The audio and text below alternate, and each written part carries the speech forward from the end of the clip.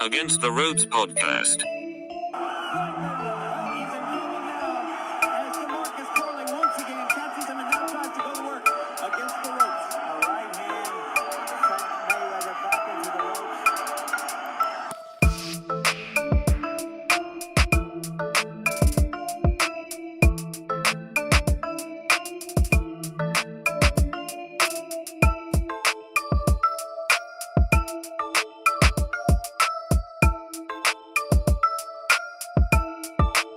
Contra las cuerdas.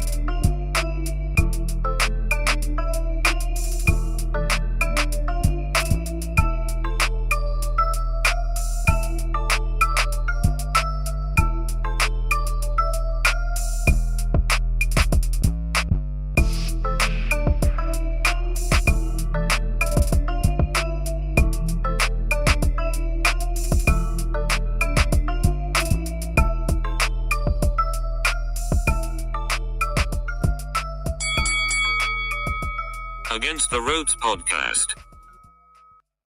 And ladies and gentlemen, welcome back. AtR podcast. Gio Garcia here alongside Christian Mosqueda.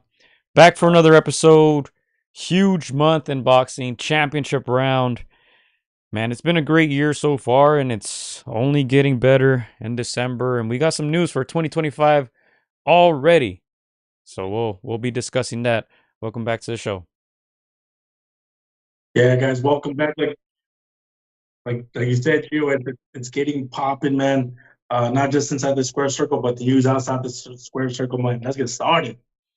Let's get started, man. And look, let's go ahead and discuss what we have there on your screens. Riyadh season, February 22. We had been hearing rumors about this potential card. I personally did not expect them to announce Beterbiev versus Bivol 2. You know, there were a lot of rumors, obviously, but I'm surprised about a lot of these fights. You know, we're getting Virgil Ortiz against Madrimov, Dubois against Parker, Zile Zhang is also on there, Shakur Stevenson is on there if anyone cares. But yeah, Chris, give us your initial thoughts. We saw the graphics, they were posting it everywhere, everybody was sharing it, Matchroom, Top Rank, Golden Boy, seems like everybody is involved. Initial thoughts on this mega card, February 22 in Saudi Arabia. Well, first of all, you touched on two good points, Gio. You know, the undisputed fight between Bivol and Beterbiev getting announced this quickly, it just shows the power of Turkey. And second, we're not even talking too much about this, you know, that undisputed rematch. We're talking about, you know, how stacked this card is. People are calling this the best card in history. You know, people have a case, you know, we're hearing it from a multiple of boxing entities, you know, boxing platforms, and it's warranted. Again, it's so many names, Gio, 6, 7, you know, main events in themselves. I was shocked in how stacked it was when I first saw it in hindsight. You know, I saw so many names. I was like, is it 4? Is it 5? 6? They're all impressive fights. They're fan-friendly kind of fights, and man, I'm stoked. I'm excited, and it's almost like I wanted to. It's what, 2.5 months from now, Gio. I almost want it to not come so early because I want to just like really, really enjoy this. No Diddy. But yeah, man, again, it's a stack card, Gio. Stacked. So yeah, let's go ahead and get into the names. Who is fighting February 22nd? So obviously we mentioned Beterbiev, Bivol 2. They just fought. What month was that? I don't even remember. Was it October 12th, and we're getting it February 22nd. I'm not mad at that. I think this benefits Beterbiev, Chris. We mentioned his age, what, 38, 39. You know, we mentioned the injury. He was out for about a year. Looked good in the rematch. Obviously, didn't get the knockout, but got the win.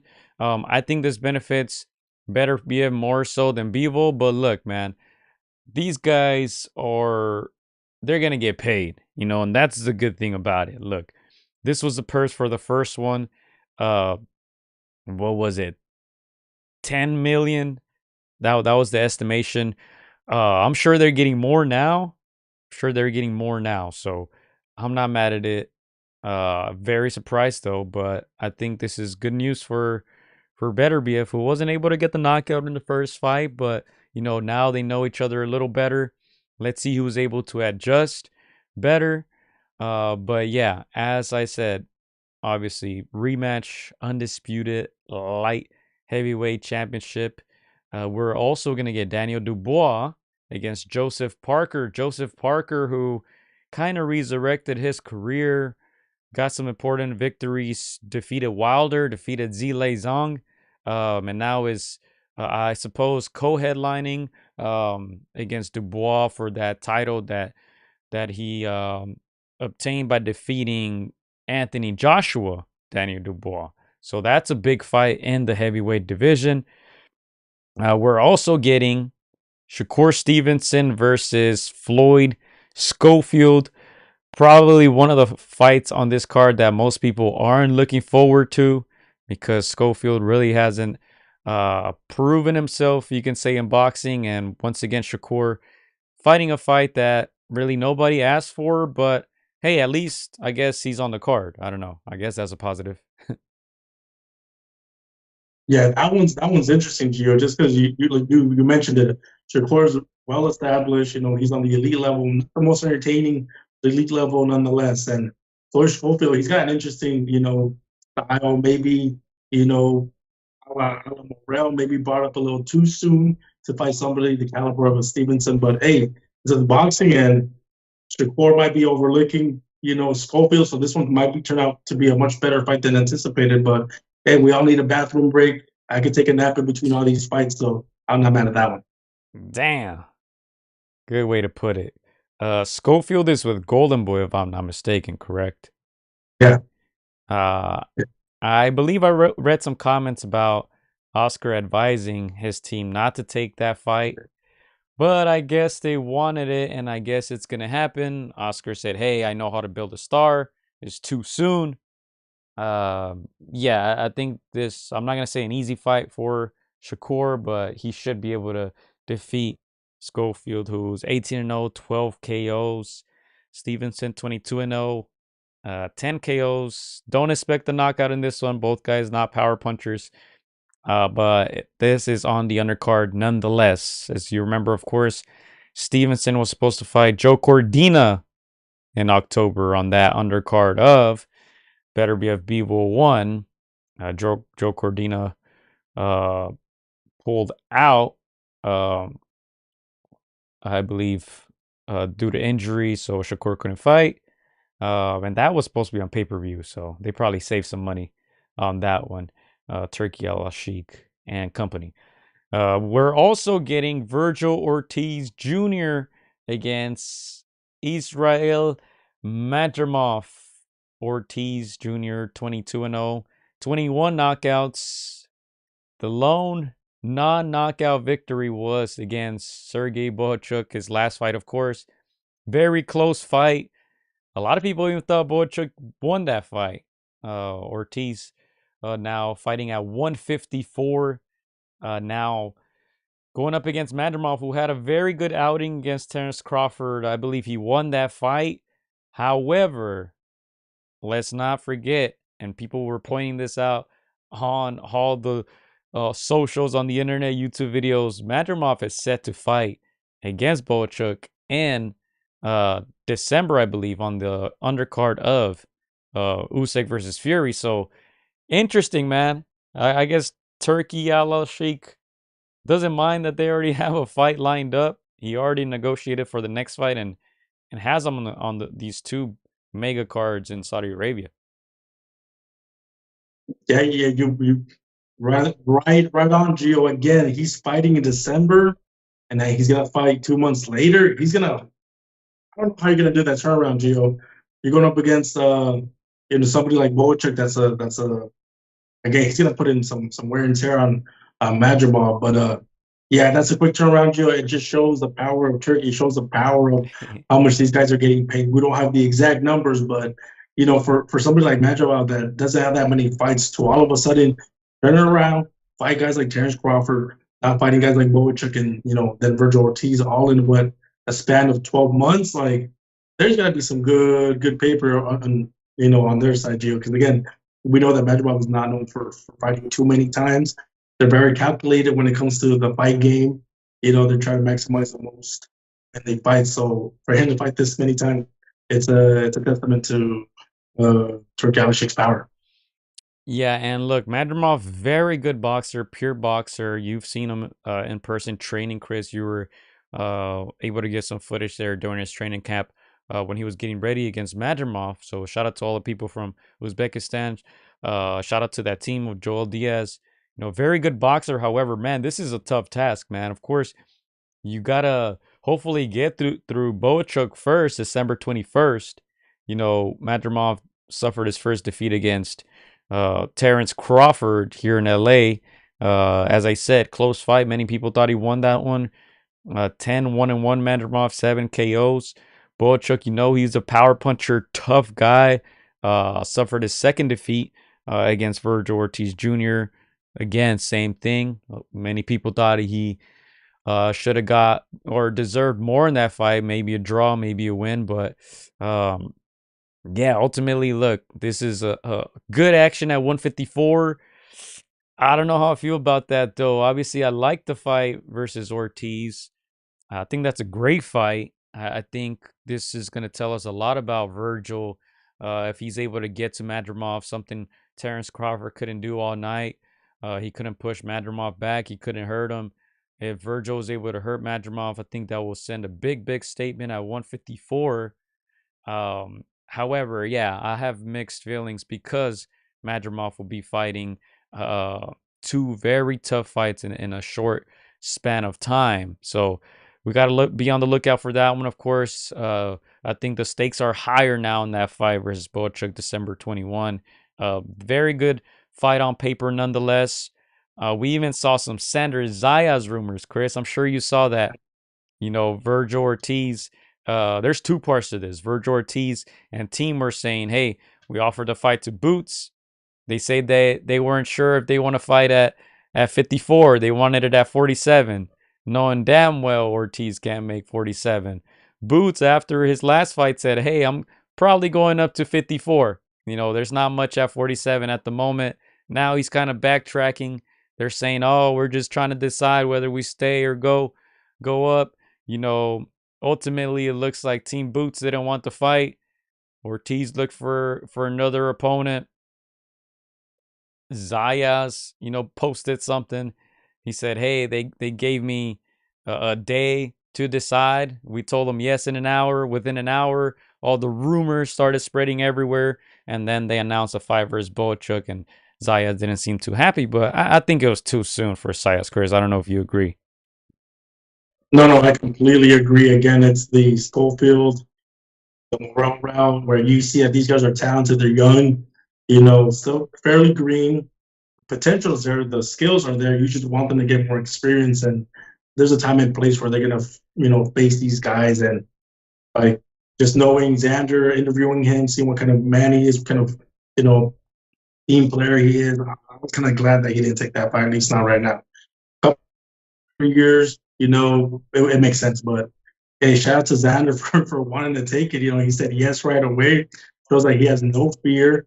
Probably was advised by people around him, like, hey, it's not the time. But I mean, that's what you want to hear in your fighter, that they want to fight everybody and all comers in and around their division, Gio. Yeah, big ups to him. We know he's not ducking and dodging anybody. As we said, probably a little too early, but I think he proved that he at least thinks he's ready and that he wants those fights. But I do like this fight between Ortiz and Madrimov a little better I think Madrimov, even though he only has 12 pro fights, extensive amateur background, he's been in championship fights. Yeah. He has very good experience. I would say a better experience than Zayas as a pro, even though Zayas has more fights. But he's more developed. I think it's going to be a better fight against Ortiz, a bigger challenge for Virgil Ortiz Jr. So I'm excited for that one. We also have, yeah, go ahead. I'm excited for that one too, Gio. Again, obviously, almost any fight that Virgil's in, outside of Crawford, I think you favor him over almost any guy. And we've seen it time and time again. It's against those Europeans, those Eastern Europeans, where he's gotten the most trouble stylistically. So, I'm not saying that Madrimov is going to pose him as much a problem as did Boachuk, as did the Mean Machine, but those are those styles that make it very, very tricky. And like you mentioned, and the way we saw Madrimov against Terence Crawford, he's got a tricky, awkward style, so he can lull you to sleep in moments, but very, very, very tricky guy.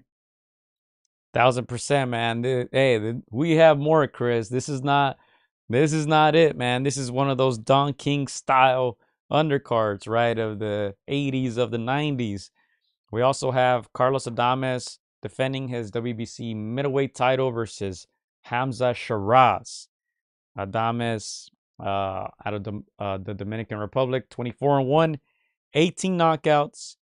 Shiraz from England, 21-0, 17 knockouts. So, man, that's a fire fight right there. 160 pounds.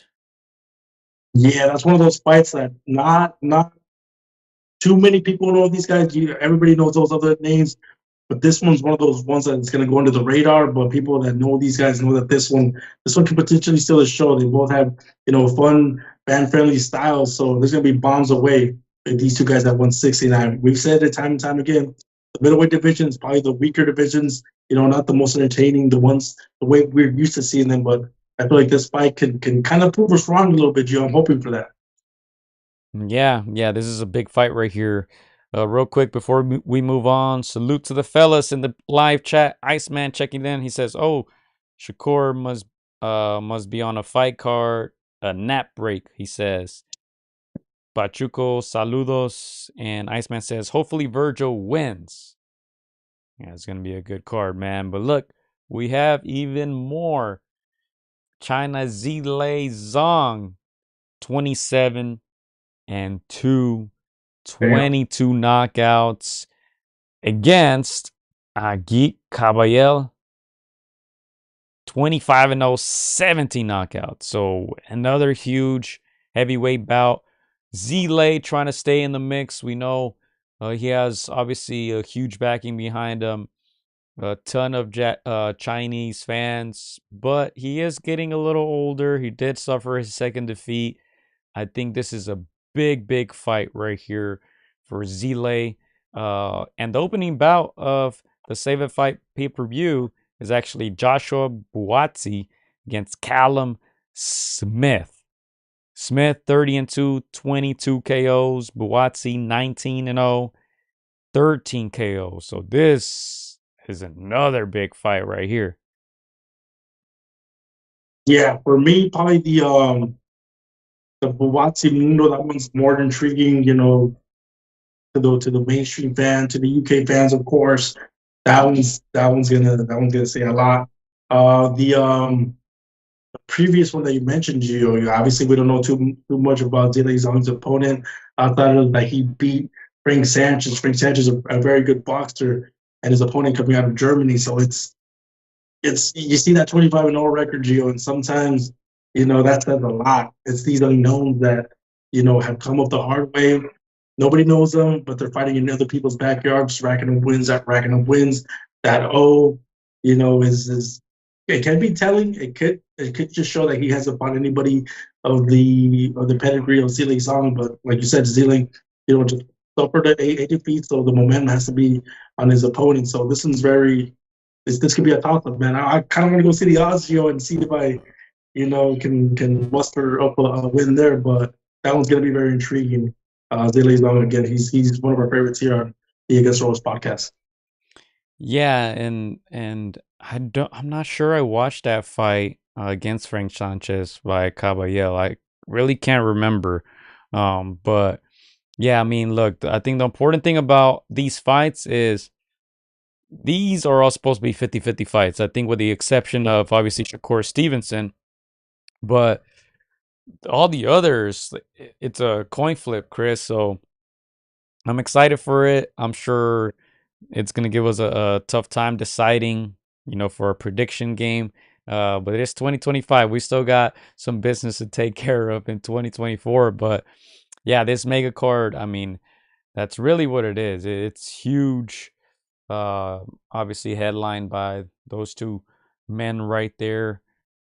Undisputed once again. Man, Chris, who has your mentality changed at all?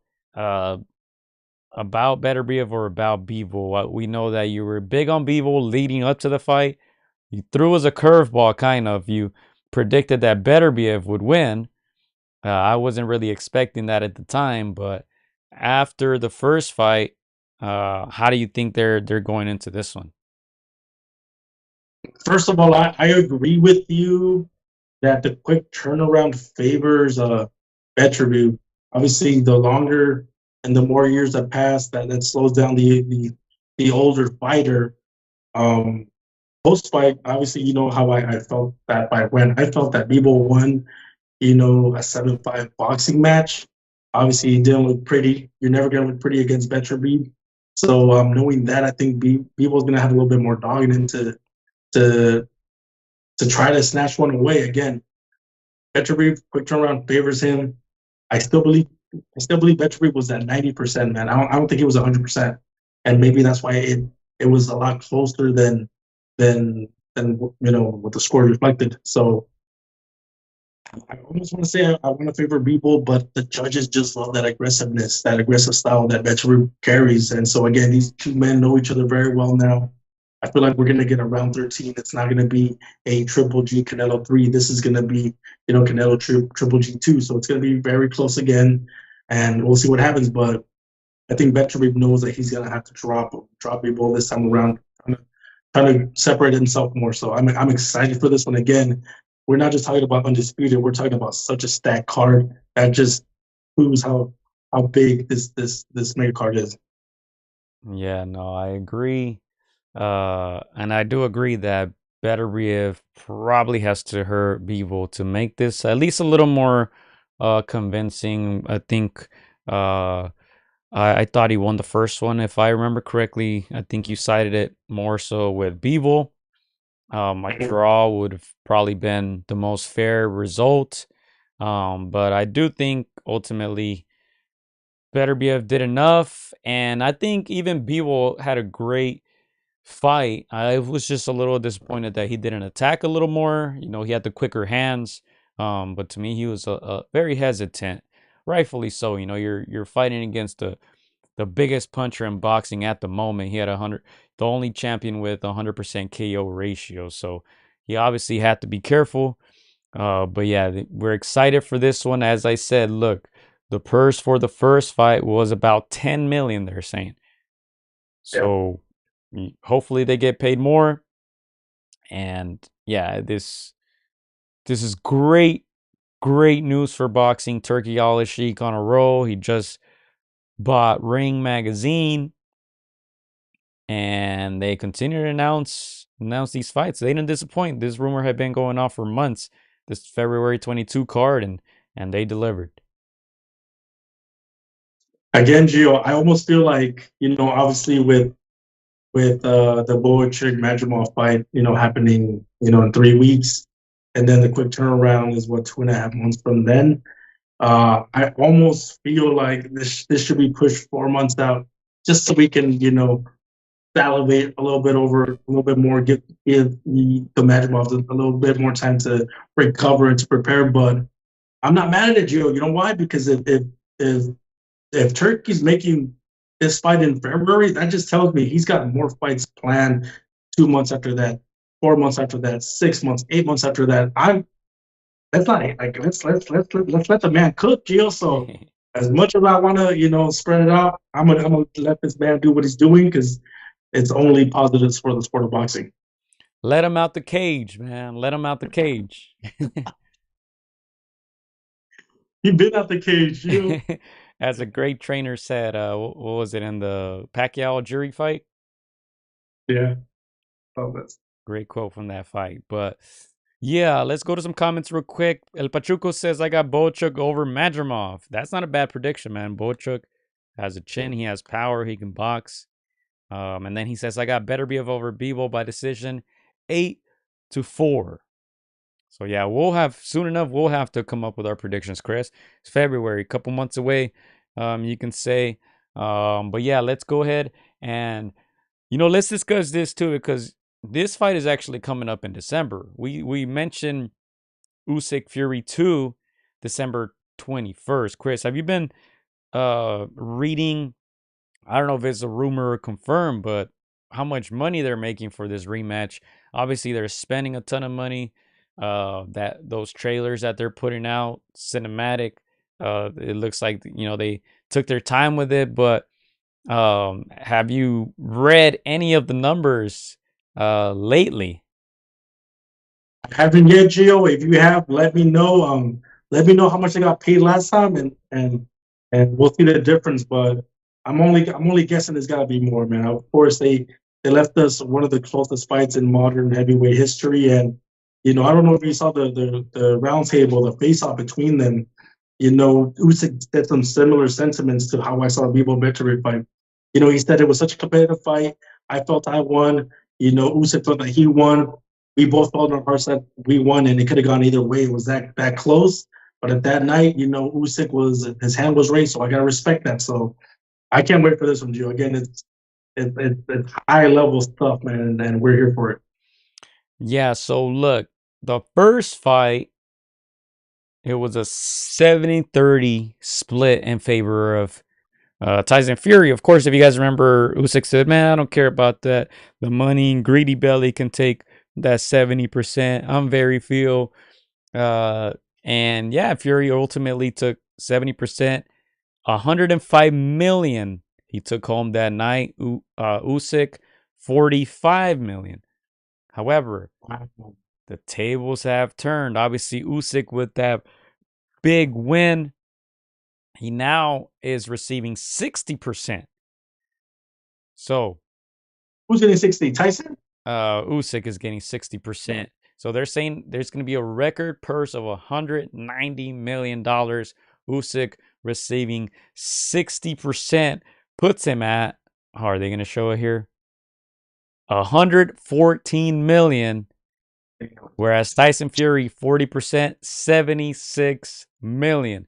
114 and 76 million, Chris.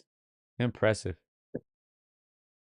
Okay, so now I know why Fury said at that face off, this man's made me a lot of money. I don't hate him. I don't hate the man. I felt like I beat the man, but he made me a lot of money. Okay, so he walked away with 70%. How much money? 105 million. That's insane. But props go to Usyk for saying like, hey, I'll take that 30%. I'll take the smaller slice of the pie. I believe in my skills. I believe in my talents. I'll get the bigger pies come second fight. So I'm glad that both these men are getting their due pay. The two greatest talents of the last 30 years, in my opinion, for heavyweights. So man, these guys deserve that and much more. Yeah, now Usyk 114 million and Tyson Fury 76. Impressive number, record. You got to think at some point Canelo will work with Turkey, right? They're throwing this kind of money around. It has to, man. There's only so much pride you can have, stubbornness, of course. We know that he's a very, very proud man. There's got to be something that Turkey says where he doesn't come up as a complete, jerk. He's got to say some things like, "Hey, I respect you, your talent. Like, let's do business." But too much money, Gio. Too much money to not have the face of boxing involved. Yeah, and once again, the rumors resurfaced with Terrence Crawford. I don't know if those are true, but I was reading about it today. That Turkey Al Sheikh is getting involved again, but we'll see. We'll see what they come up with. That was, of course, Fury Usyk, December 21st is coming up already. We got to start thinking about our predictions. But before that, of course, we got some action this Saturday. Once again, we're getting a pair of rematches, Chris. Man, this is going to be exciting. Navarrete Valdez 2, Espinoza Ramirez 2. Doubleheader in Arizona this Saturday, December 7th. Man, let's start with Robesi Ramirez, Rafael Espinoza. Last time they delivered one of the fights of the year, it looked like Robesi was gonna run away with it. Espinoza came back at the end, kind of overworked. Robesi Ramirez broke him down little by little after visiting the canvas, came back and won the belt. Chris, let's get into it. Will Espinoza retain his belt, or will the Cuban amateur sensation Robesi Ramirez, gold medalist, will he get that title back? I think he's going to retain Gio. I think Espinoza taught us so much more about himself in that first fight that none of us knew. He was a virtual unknown up until that fight. Like you said, it looked like, El Tren was going to do another consequential, win, easy, mandatory. Let's move on to bigger and better things. And Espinoza had other plans. He just showed us how much will he had. I think he beat him to the punch. He beat him to the style. He was just more effective. And I feel like it's going to be a lot of the same thing in the second fight. I just think Espinoza has Entren's number. And something tells me he's just going to catch him and beat him in those exchanges. There's certain fighters that I don't know why, for some reason, they just get caught in those moments and they're never able to recover. I think Espinoza is going to show his championship grit in the second fight, Gio. All right, man. I had a tough time deciding on this one because obviously that first fight told us a lot. Robesi was able to land that clean right hook, dropped Espinoza. He looked like he was done. He was able to survive. He showed that huge heart. And at the end, outworked Robesi Ramirez. You know what? I'm gonna go with Robesi. I'm not, 100% sure that he's gonna win this fight, but I think if he's able to get to Espinoza early, like he did last fight, I think he'll be able to win. He'll be able to hurt Espinoza, but I'm not too confident because Espinoza was able to adapt well in that second half of the fight. He was able to take everything that Robesi threw at him, and he came back. At the end of the day, it was a very close fight. He got his hand raised, so I think if he shows that heart again and he's able to withstand Robesi's skill and power in the second half of the fight like he did last time, I think he has a good chance of winning. But I'm gonna roll with Robesi, man. I think he's been looking better and better every single fight. Let's go ahead and see how they're both coming into this one. Rafael Espinoza coming in at 25-0, 21 KOs, 30 years old. El Divino. He's coming off of a TKO win in June of this year against Sergio Chirino Sanchez. And that win against Robesi was that last December by majority. You see the scorecards there: 113, 113, 114, 112, 115, 111. Espinoza down in the 5th, Ramirez down in the 12th. Espinoza definitely needed that knockdown to get the nod. On the other hand, Robesi, the same, 30 years old, 14-2, 9 KOs, coming off a TKO win as well against Brandon Leon Benitez. That was also in June. And his second to last fight was that loss to Espinoza by a majority decision. This is going to be a tough one, man, but I'm going to roll with Robesi. But I do like Espinoza, man. He's a very good, humble fighter. We saw his will, his heart in that last one. And as you said, virtually unknown before that. But virtually all of his fights before that, except one, were in Mexico. So, they brought him to the States to challenge Robesi. Many people didn't give him a chance, walked away with that victory, and he sounds very convinced and very determined to keep that belt. I honestly don't mind in this one if Espinoza wins or if Ramirez wins, but yeah, if I had to pick, I'm probably gonna lean toward Ramirez, but I can see it going either way. Yeah, I'm not mad at that prediction, Gio. Like you said, those early rounds in that first fight, it seemed like another comfortable, you know, Robesi El Tren type of win. And the fight just got away from him again. If he sticks to his boxing, if he sticks to what has brought him success, I think he should be able to win this via decision. But something about Espinoza and something about El Tren, when he gets into exchanges, he gets brave. He takes chances that he doesn't need to. He leaves himself open. So again, I think that's gonna favor Espinoza. But yeah, I'm not mad at it. You are down on the rounds here. You gotta go for some knockdowns. So I'm not mad at it. So El Tren does have a style to beat Espinoza. We'll just see if he employs it or if his heart and gets in the way. But I'm not mad at it. Again, we're gonna get a great fight.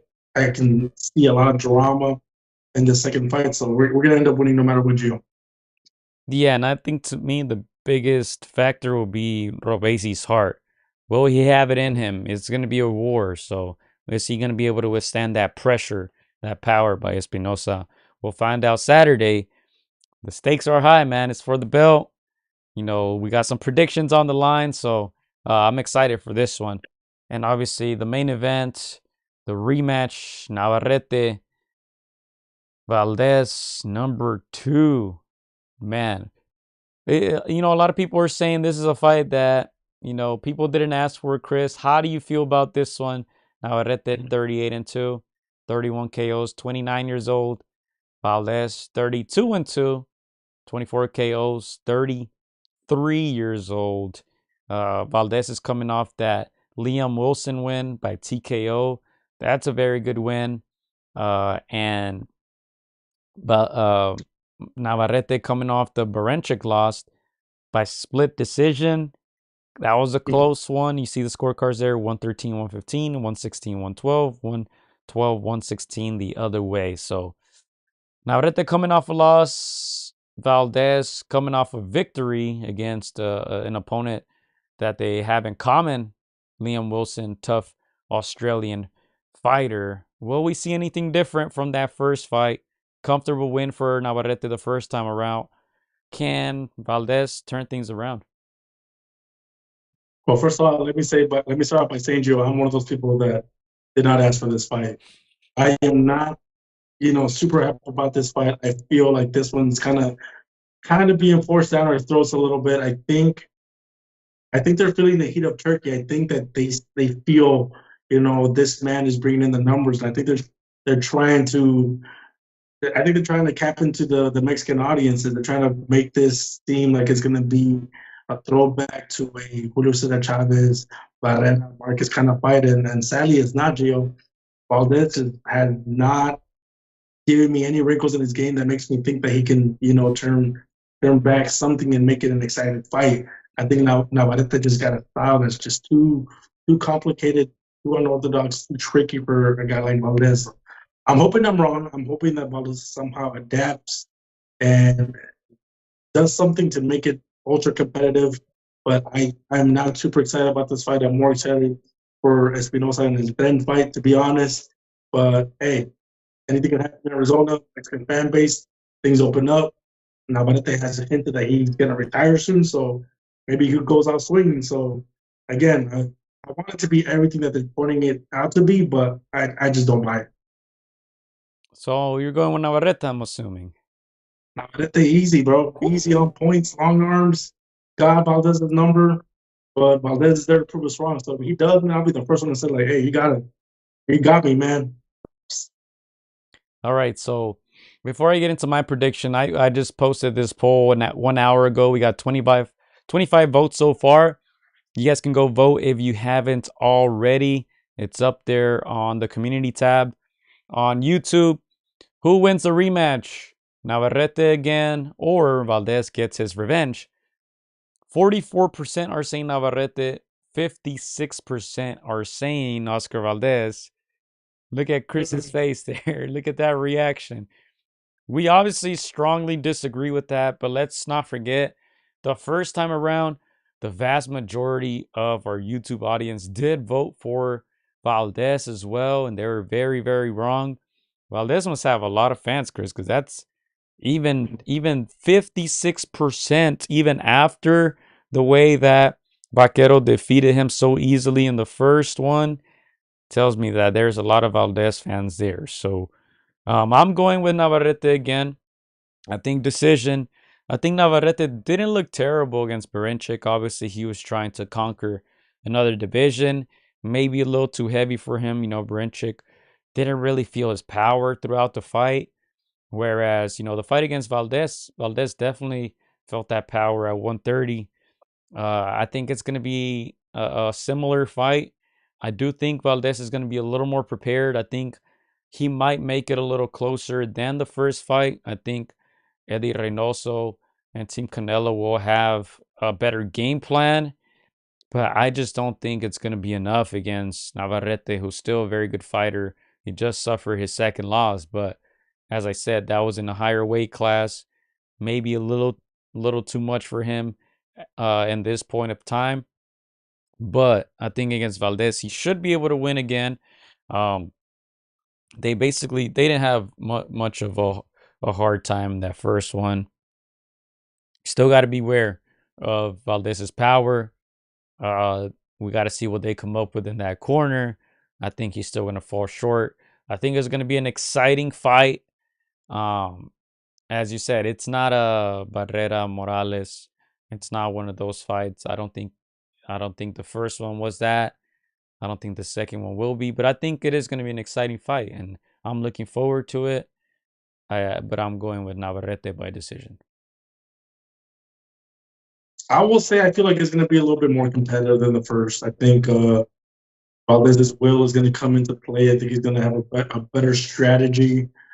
But overall, I agree with you. I just think style-wise, it just fits Navarrete a little bit better. But hey, man, I'm guessing we have a lot of fans from Sonora. People in the chat, maybe they think Oscar Valdez's last fight was against bigger Burchell, but he's had a few more since then, Gio. But hey, man, he's well loved by the Mexican faithful, Gio. I will give him that. He is a very respectable fighter. I love his post-fight interviews. When he loses, he bounces back. People obviously remember him from the even lighter weight divisions. He has a bunch of really, really good fights, fighting through with a broken jaw, and that's what people respect and love about Oscar Valdez. So again, he's a good fighter. He's what the Mexican faithful love about their fighters. I just think this time around he's gonna fall short. And I need to look at the odds, and they're closer, man. I'm gonna put some money on Navarrete Gio right now. I'm gonna try to, ease one up on these people, but again, Navarrete, easy decision in my opinion. All right, we got some people in the chat who agree with you. Warlock Boxing says Navarrete by stoppage. Adam says I got Navarrete. El Pachuco says, although I think Valdez was better. Wait, what do you start with? I expect Valdez to give a better fight, says El Pachuco. Although I think Valdez was better under the tutelage of Manny Robles. Nerd says, my only concern is if going down in weight. Is going down in weight going to have a negative consequences for Navarrete? He may come in weaker. We'll see if that's something that affects Navarrete, who never really looks in shape, Chris, but he's one of those fighters who never really gasses out. This guy throws a ton of punches, close to 100 punches per round, and he's able to keep up that pace, usually for the 10 to 12 rounds. So we'll see, man. I expect this to be a little closer, but I'm still favoring Navarrete. El Pachuco says the round table discussion with Chavez, Marquez, Barrera, Morales, Navarrete, and Valdez was awesome. Yeah, it was. That's right, Pachuco. That round table was great, man. I thought a Gran Campeón Jorge Chavez was interrupting a little bit too much in the beginning, but then they got a good little little surge going there. I think Nergio, I think he's getting reminiscence of Roy Jones Jr. when he went up in weight, came back down to fight Antonio Tarver and just got knocked out. So I see where he's coming from. But yeah, man, Valdez did allude. He's all like, a lot of people are counting me out. They're not giving me a chance in this fight. It's exactly how I felt when I was gonna fight Miguel Berchelt, and he's like, he did say on the roundtable, I feel like this one's gonna repeat itself with with that Miguel Berchelt fight, where everybody doubted me, they didn't think I could do it, and you saw what happened. So I expect something similar in this fight. So not trying to overhype it, Gio, but if he proves us wrong, if he proves me wrong, I'll be the first one to give him his props. So I don't think it's gonna happen, but again, anything can happen in boxing. Yeah, and we're getting a trilogy if he wins, if Valdez wins. That's for sure. You mentioned Berchelt. Berchelt also wrote in some comments that he would be interested in the winner of this fight. I think it might be too little too late for Berchelt, but that would have been great to see him against a guy like Navarrete. Both guys come forward fighters with a ton of heart. But yeah, I think at this point of his career, Berchelt, obviously not the same guy he was 3-4 years ago. But yeah, we'll see what comes out of this fight. I think the best thing for boxing is if Valdez wins, because then we get the trilogy, and now I guess the playing field is a little more even, because now if he's able to win, you say, hey, look, it's a possibility. He just beat Navarrete, but he has to do it first, and it's a tough task Saturday. But yeah, hopefully both guys, they give a great show. It's gonna be in Arizona, right around the corner from Sonora. There's gonna be a ton of people supporting Valdez, and it should be a great night of boxing. Let's see what else is on that card. There is some good talent on there. Richard Torres Jr., heavyweight action. He's back in action, 11-0 thus far in his career. Giovanni Santillán also on the comeback trail against Frederick Lawson. Didn't who fought this? Yeah, Virgil Ortiz. He fought Virgil Ortiz. He fought Alexis Rocha. Stopped by both. Frederick Lawson 30-5. Giovanni Santillán trying to come back after that Brian Norman Jr. fight by KO, which was pretty surprising after his KO win over Rocha Santillán. We're also getting Lindolfo Delgado against Jackson Mariñez, Chris. I'm very surprised at this one because these guys sparred each other over there at the RGBA. Mariñez, 33 years old, 23-3 now. His last fight was in June of 2024. Fought a few fights in Santo Domingo, República Dominicana. Obviously, we know that fight against Rolly Romero, the one he allegedly lost, that's the one that kind of put him on the map. He got stopped against Comey after that, got stopped against Frank Martin after that.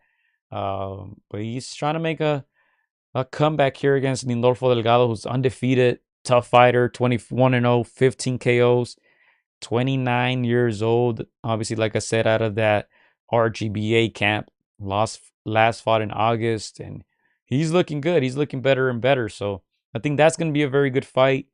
A fight that Lindolfo is probably supposed to win because Jackson Mariñez is older. He has suffered a few losses, but that should be a very good fight, man. Friend of the show, Jackson Mariñez, shout out to him. That's a good fight on the undercard. Yeah, like you said, Gio, those are guys that know each other very well. Part of the RGBA, so this is, they're getting paid, to be in a fight against each other. But I agree, Lindolfo a little bit fresh, a little bit younger, probably favored in this fight. Mariñez has a style, but as you get older, you abandon that boxing style a little bit. Those reflexes slow down just a bit.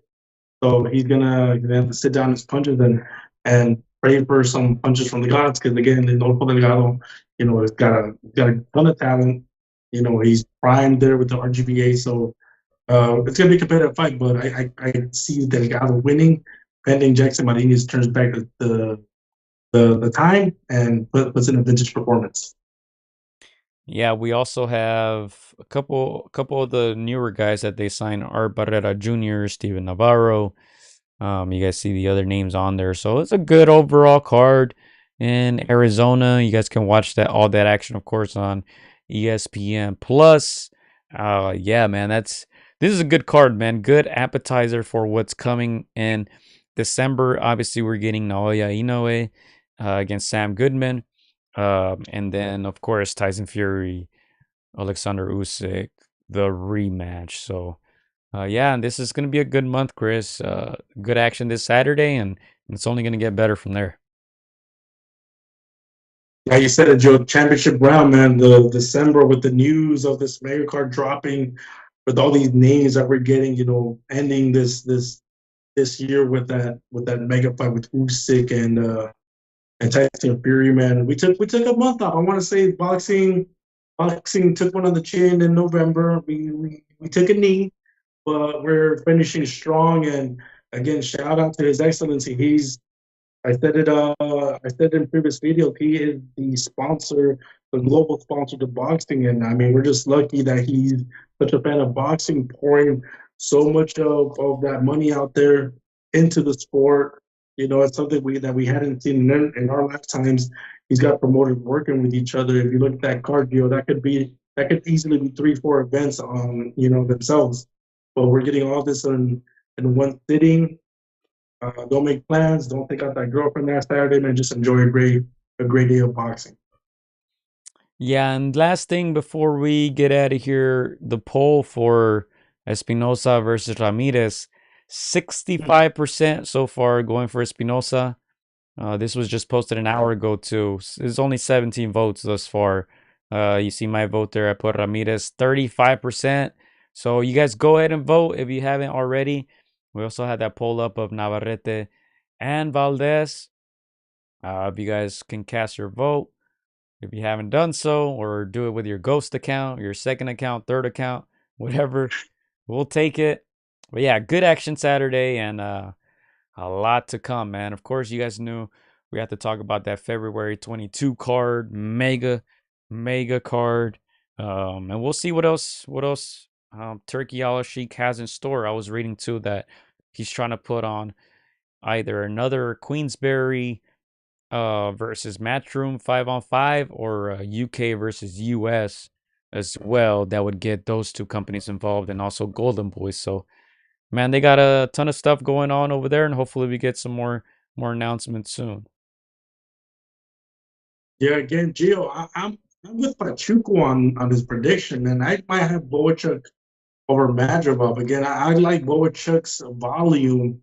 He's come up short only against very good fighters, so he's got something to prove, and he's got Espinoza to take off. Don't let Joel Diaz hear me say this, but I think I'm slightly favoring Boachuk right now, like 52 to 47, 48 to Madrimov. But we'll be keeping an eye on Madrimov again. Like you said, quick turnaround from his fight with Boachuk to his fight with Virgil Ortiz. Again, this man would not be fighting this fast if the money was not right. So, man, we're gonna try to get some quick little interviews with Joel Diaz this week and see where his camp and where they're at mindset wise to put around dates. But very, very, very good fights for his legacy and for his career. Yeah, to me, that's a 50-50 fight. Man, I don't know if Madrimov is going to be able to discourage Boachuk with that awkward style, that movement that he was able to have success with against Crawford. Boachuk, a bigger guy, more powerful guy. We saw all the troubles that he gave Virgil Ortiz Jr. So, yeah, that's a great fight. But, we'll have more time to discuss it. That's coming up in February. We've given our predictions for, this Saturday. I'm going Robesi Ramirez, Navarrete, and Chris is going with Espinoza and Navarrete. So, yeah, we'll see. We'll have some updates next week, and we'll have a ton more to discuss, obviously, with all the fights coming up in December. And I think that's all I have, Chris. I don't know if you have anything else to add, any other last minute shout outs. Nah, just man, I mean, boxing is keeping us entertained. I feel like this past November was a little slow, but I mean, Oscar kept us entertained with his Clapback Thursdays, man, drama with Ryan Garcia. I don't know what's going on there, but hey, it's all entertainment. It's all things that we welcome when it comes to just keeping the sport of boxing exciting. You know, we didn't talk too much about Dula Mason. You know, shout out to him for putting in what we think is probably round of the year, getting up from 2 knockdowns to stop a very tricky and very awkward opponent. But yeah, again, it's can't wait for December to see those bigger fights. And man, February is coming a little too soon, but we're not going to say no to it. What a mega fight that was announced. Yeah, that's that, Chris. That's all we have. Thank you guys for tuning in. Thank you guys for keeping that chat lit. We'll be back next week. Thank you, mates. Vámonos. Peace. Payday. Let's go, Canelo. Payday. Become a billionaire, Canelo. Let's go. In honor of Beterbiev and Bivol getting that rematch on, spasiba for all our Russian friends. Spasiba. Thank you, mates. Vámonos.